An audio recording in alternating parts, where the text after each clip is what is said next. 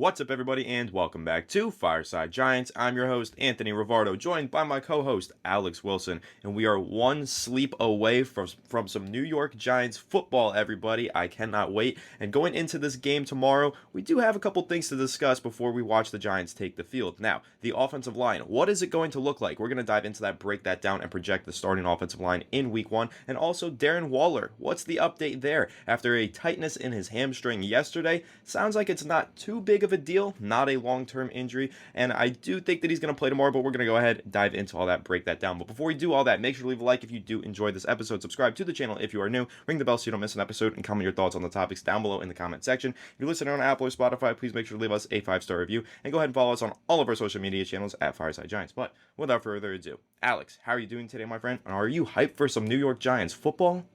I'm hyped for football in general. 7 hours of commercial-free football before the Giants game is going to hit just right, I got to say. I've never been more happy to see Scott Hanlon in my freaking life. But yes, basically the news now is that Darren Waller's injury isn't as serious as it was made out to believe when it first hit the book. So we learned this. Probable designation doesn't exist, so he was automatically going to be questionable no matter what.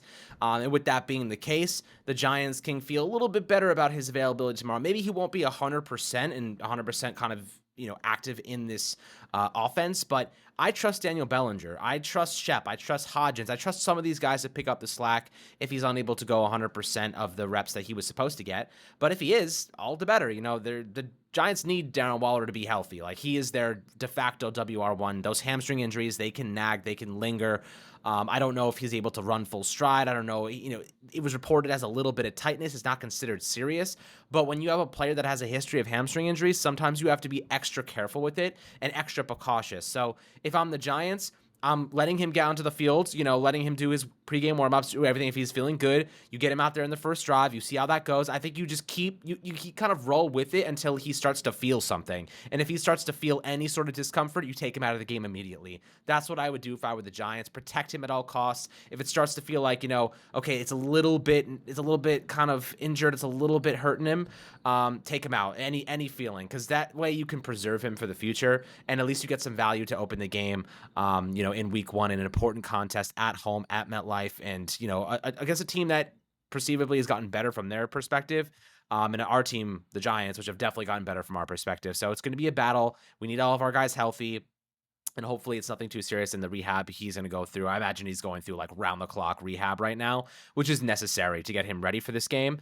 But I'm not too worried right now. Maybe even if he handles 75% of the snaps he was supposed to, I'm happy with that. Like, I'm good with that. But what is your kind of feeling on it now, a day later, reports coming out saying it's not so serious? That definitely is encouraging to me. I do think he's going to play on Sunday night. Yeah, I'm encouraged. I think that he's going to play. How much does he play? What is his impact? Well, I think he'll probably be at least somewhat limited in this matchup, but having Darren Waller on the field, it's a game changer. Having him in the lineup, they've built an offense around him. They're scripting plays knowing that he's going to be on the field. So the offense is ready to go with Darren Waller in the lineup. So having him on the field is just going to be super impactful. Plus, we know what a playmaker he can be. We know that Daniel Jones has already developed an incredible chemistry with Darren Waller. So having him on the field is going to be super impactful. And again, I think that he will play. It's a hamstring injury, though, so they don't want to push him too much. You pull that, you re-aggravate it, then you're talking about a 4-week timeline to recovery. So I think that the Giants are going to be careful with Darren Waller. Like you said, I think he's going to be in recovery for the next day, and just getting ready to play. But I think that he will play, and I think that he will have a huge impact on this game. I could still see him going for 100 receiving yards. I don't think that this is something that's going to hold him out of the lineup or really hold him back in its entirety. I still think that he's going to go out there and have a big-time game for the New York Giants in Week 1, and I think that they need him to, right? Because we've looked at this matchup, we've been previewing this matchup all week, Alex, and we've talked about how Darren Waller is the perfect weapon to go up against the Dallas Cowboys. Not having him in the lineup on such short notice, could have really affected their offensive game plans, but if he's going to be in the lineup, they can just roll with the script that they already had planned. They could roll with the game plan that they've been kind of implementing over the past 2 weeks at practice, through the bye week, through this week of practice. They've been planning to have Darren Waller play, and now it seems like he absolutely will be be playing. And again, I think that he's going to have a huge impact on this game and hopefully help lead our New York Giants to a Week 1 victory on prime time. But who else needs to help the Giants on prime time to get this win? The offensive line. Now, we have seen the Giants offensive line damn this team for years and years and years. Of course, Andrew Thomas is a bright spot, but he's often been a bright spot amongst a huge shadow of darkness, right? We've looked at the guard spot all offseason long, Alex. It's been a struggle there. Who's going to start? Well, now it seems like we know who's going to be starting.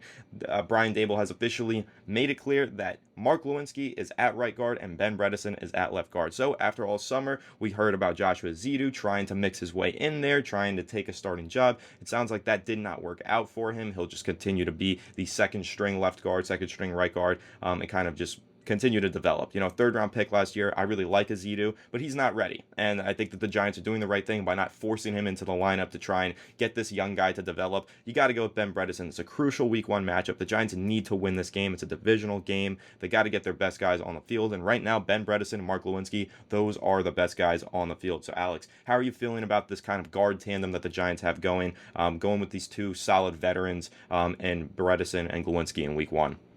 I mean, this is the combination that we expected. Ben Bredeson's not a bad player. He just hasn't been that healthy all the time. He's better than Josh Azudu at this point in time, but I will tell you this. Ben Bredesen, when he's been on the field, has been good. He didn't allow a sack last year over a nice, I think, 500 snaps, maybe something around that range. So he looked pretty solid when he was on the football field, and I think that he deserves to be the starting left guard.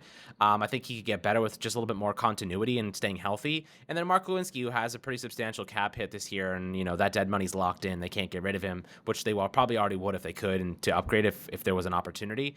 But he's locked in, right guard alongside Evan Neal. They've spent a lot of time together already, so I think they're trying to compound off of that combination of Neal and Glowinski. Just that chemistry there, like, you need time to develop. It's really hard to step in day one to a new team, a new offense with a rookie right tackle and have a good season. Like, that's not easy to do, let alone having a below average center at your disposal. So, like, now you got John Michael Schmitz, who I think has his floor is average already. And then you have Evan Neal, who's hoping to take a big step forward and compound on, the success he's had this offseason, just developing his fundamentals off the field. So I feel as though he feels a lot more confident, and that should translate to Glowinski having a much better season. Keep in mind, the second half of his final season with the Colts was really strong, and he finished the season last year pretty well too. So I feel like Glowinski's going to take a step forward. I'm not totally worried about him.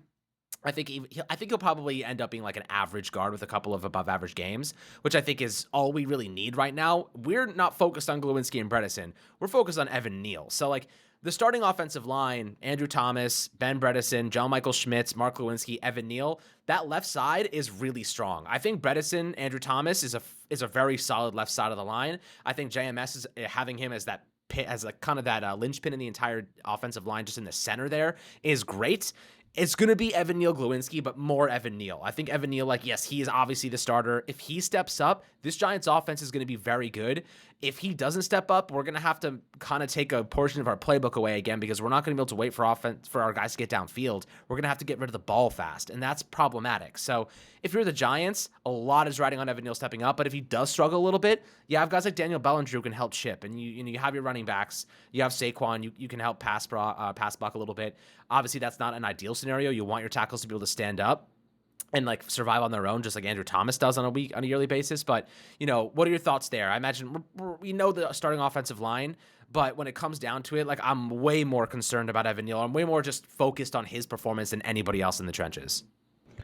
Yeah, 100%. I mean, we talked earlier this week, and we said that Evan Neal is one of the keys to victory in this game. I mean, you're going up against a really good Dallas defense that features DeMarcus Lawrence and Micah Parsons. How does Evan Neal fare? That could make or break the game, right? If he has a bad performance, looks like rookie Evan Neal, well, then the Giants are probably going to have Daniel Jones under pressure all game long, and that could wreck your game plan. So Evan Neal needs to step up. He's made a lot of improvements this offseason. He changed his stance. He lost weight. He added muscle. We've talked about him all summer and how impressed we are with him, so I'm expecting him to take a big step forward this season. But week one against Dallas, against a couple of really good pass rushers, the Giants need him to take that step forward. So he really will be a key to this game. And also, you kind of mentioned there's different ways that the Giants can mitigate pressure. Well, one of the things that I think we're going to see in this game plan this week is a lot of play action. I think that the Giants are going to lean into the fact that Saquon Barkley, he's back in form, he's hungry.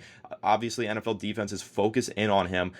Even Dallas Cowboys players, DeMarcus Lawrence and Micah Parsons, have said in the past, when they are game planning for the Giants, they focus primarily on slowing down Saquon Barkley. He is their offense in the eyes of the Dallas Cowboys. So one of the things that the Giants are going to want to do, they're going to want to run a lot of play action. That does two things. One, forces the defense to stay on their heels and keep an eye on Saquon Barkley. But number two, this is the really crucial part of it, it gives you an extra second where Micah Parsons has to read what your offense is doing. Rather than just snapping the ball and having Micah Parsons go after the quarterback, he has to play the run for just that split second. And Sean O'Hara said this on, I think it was Good Morning Football or NFL Network last week. Of course, Sean O'Hara, former New York Giants center, Super Bowl champion, he was saying that the key to slowing down Micah Parsons is to run at him. Take those running plays and put them right towards Micah Parsons, or run those play actions where you just have to make him think for 1 second, just a little bit of hesitation in Micah Parsons just to slow him down for a split second and give your quarterback an extra second to throw the ball, or an extra second in the pocket. So that's what the game plan is going to be, in my opinion, because the Giants are outmatched on the offensive line versus defensive line battle. You know, we love Andrew Thomas. He's an all-pro. We do think Evan Neal is going to take that step forward. But objectively speaking, comparing this offensive line to what Dallas has in their front seven, Dallas has the upper hand. So the Giants are going to have to get creative. And I think that play action passing, that's going to be the key to winning this game for on the offensive end for the New York Giants. If they can run a lot of play action, just make Micah Parsons hesitate, make DeMarcus Lawrence hesitate, that gives them an extra second to get somebody open downfield and hopefully deliver a solid pass from Daniel Jones and maybe even a touchdown pass or two to Darren Waller, like we were talking about earlier. So I think that's going to be one of the keys. Alex, curious to know what your thoughts are on that, kind of how play action can play a big role in the offense this week. And of course, you know, Evan Neal has to hold up as well against DeMarcus Lawrence and Micah Parsons. But what are your thoughts on using play action to kind of slow down Lawrence and Parsons in this game? Um, man, I don't know if I agree with running right at Micah Parsons. I think that avoiding him at all costs is probably the better chain of events here. But then on the other side, you have DeMarcus Lawrence, who's another really great player. So if I'm the Giants, I'm probably trying to go up the middle here, or I'm trying to use my, Daniel Bellinger here, kind of some outside zone stuff, and try to get outside the tackles, outside of those edge rushers. I don't necessarily think like running toward them is the best decision, simply because they're elites, like they're all pro caliber guys. Like you're not going to beat them all the time. In fact, you're probably going to lose the majority of those battles. What I would be doing is following Andrew Thomas. Even if he's up against DeMarcus Lawrence, I'd rather attack Andrew Thomas's side than go after Evan Neal's side, simply because I trust the other side's going to be more productive. Play action, though, of course, like that. If you can start a good run game and then open up play action, the world's your oyster. That's how offenses get really good. Once you've established that you can run the football against somebody, then they can't predict what you're going to do. But if you can't run the football, they know you're going to pass the football, and then you run into some problems. So yes, of course, I do think that play action is an ideal situation for the Giants if they can open up the offense that way. But I also want to take some shots downfield to be a little bit more explosive and showcase that speed we have on the boundary now. And, show Dallas that we're not the same old Giants we always have been, that just we have no choice but to run the football. I want to open up this offense and show them that we're coming out fighting, and we're going to come out punching too. And we're not just going to sit by and run the ball with Saquon every single time. Like that's not our game plan anymore. So I hope that we can show a little bit more modern, scheme and really showcase the speed that we have on this team at this very moment. Yeah, for what it's worth, I think the play action plays into that a ton, right? Getting those boundary receivers downfield, giving them that extra second where the defense is thinking maybe this is a run, gives the receivers an extra second to get downfield before the pass rush starts to come in. And then also, I think that it pulls safeties forward, right? You fake the ball to Saquon Barkley. Every now and then, a safety is going to bite on that. They're going to take a step forward, expecting to play the run, trying to prepare for slowing down Saquon Barkley. And now if Jalen Hyatt just has an extra step downfield, or Darius Slayton has an extra step downfield, or even Darren Waller, he has a lot of speed going downfield as well. So yeah, I'm agreeing with you. I can't wait to see the Giants take some deep shots. We know that they've said they want to make more explosive plays, so that's what we're looking forward to. And of course, I'm looking forward to everything with this game. Week 1, baby. The New York Giants are back. Prime time. Dallas Cowboys. Got to start the season off with a big win. Divisional rivalry matchup. This is a huge one for the Giants to get their season on the right track. And if they do pull off a win on Sunday night, I think that the conversation about the New York Giants being one of the premier teams in the NFC is going to begin. So I cannot wait. Be live streaming, previewing the game tomorrow, previewing the game tonight as well on the channel. Make sure to stay tuned to Fireside Giants. So make sure to leave a like if you did enjoy this episode. Subscribe to the channel if you are new. Ring the bell so you don't miss an episode. Comment your thoughts on the topics down below in the comment section. If you're listening on Apple or Spotify, please make sure to leave us a 5-star review. And go ahead and follow us on all of our social media channels at Fireside Giants. But without further ado, we will catch you on the next one. Have a good one, and let's go Giants.